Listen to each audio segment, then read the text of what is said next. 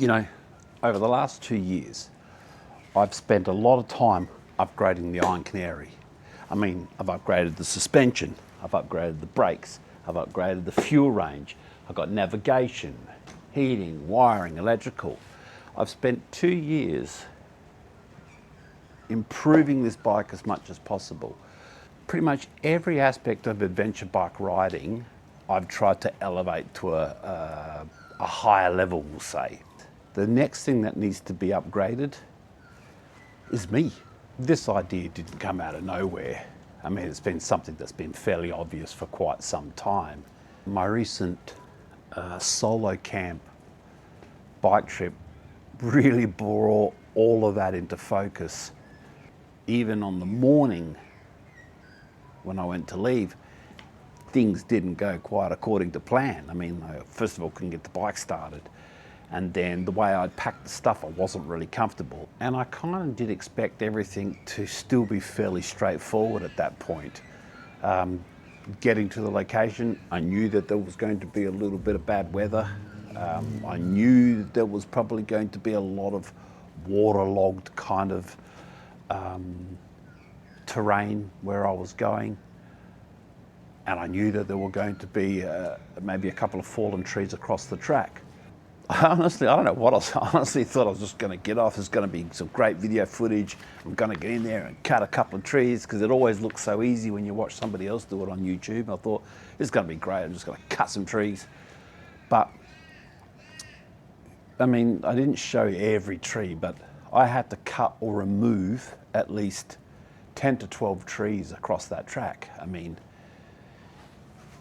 just getting on and off the bike constantly, making sure that the bike is not going to sink into the soft ground, because it really was quite soft there, and trying to get my leg off the bike and then back on the bike in between all that gear. Normally you could sort of stand on a peg, like a mate told me. He goes, oh, when you get on the bike, just stand on the peg and then throw the leg over. And I did do that at the petrol station, but I couldn't do it there because if I stood on the bike, it would sink further, tip beyond its certain weight, and then likely fall over. I mean, the bike was quite heavy, obviously, with all my gear. And going through that track, you know, I had in my mind where I was actually going to go and where I was going to camp.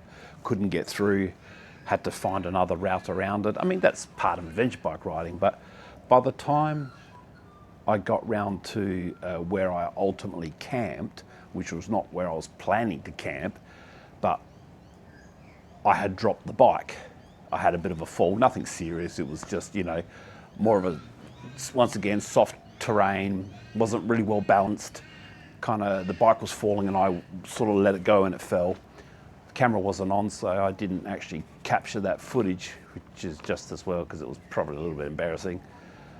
But because I was so tired, I couldn't pick up the bike.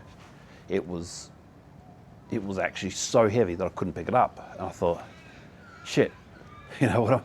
So I took all the gear off, and then I realised, well, I'm not going to put all the gear back on to go another 300-400 metres. So I just decided that's where I was camping. And even on this trip, I was planning on doing a few rides around the area there, because I knew there was some couple of tracks and trails, and I thought they would have been really pretty interesting to ride. Some very steep ascents and some you know, really rough, rocky terrains, and I thought it'd be a great opportunity to practice some riding. But, you know, I woke up the next day, I was still pretty physically tired. I was starting to get a little bit sore and achy because of the previous day, and obviously not having a usual bed to sleep in. You know, I didn't get that great a night's sleep because of the mattress that I was using. I didn't end up doing that, and I pretty much just packed up, which took time.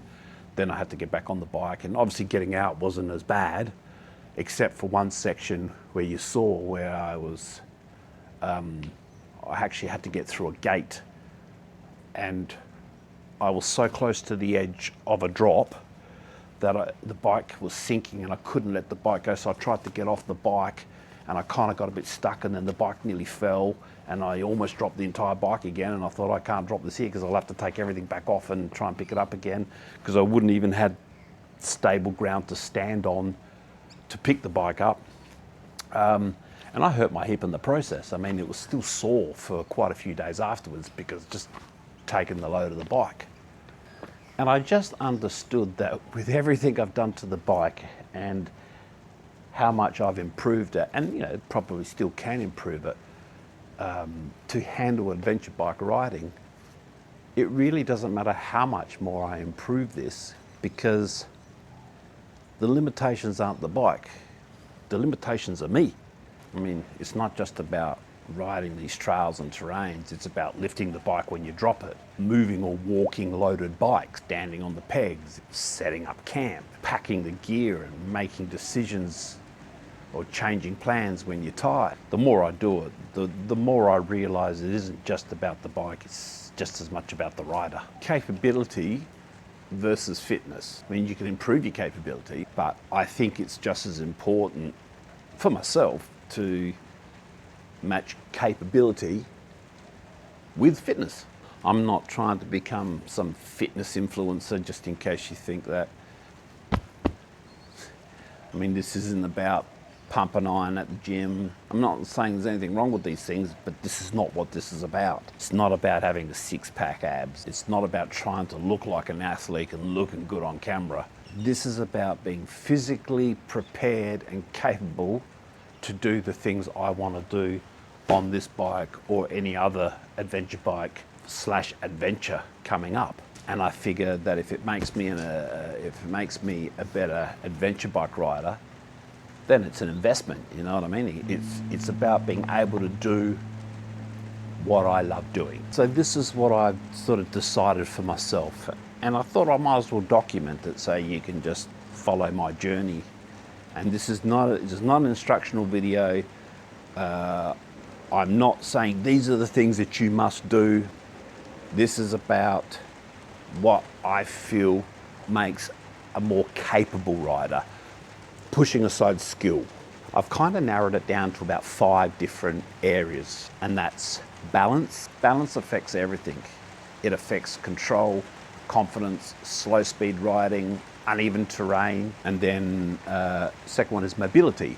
Obviously, being able to get on and off the bike, especially wearing all your riding gear, which restricts you so much more, and this includes your hips, your ankles, knees, neck and shoulders, back, and I think all of that is important for recovery.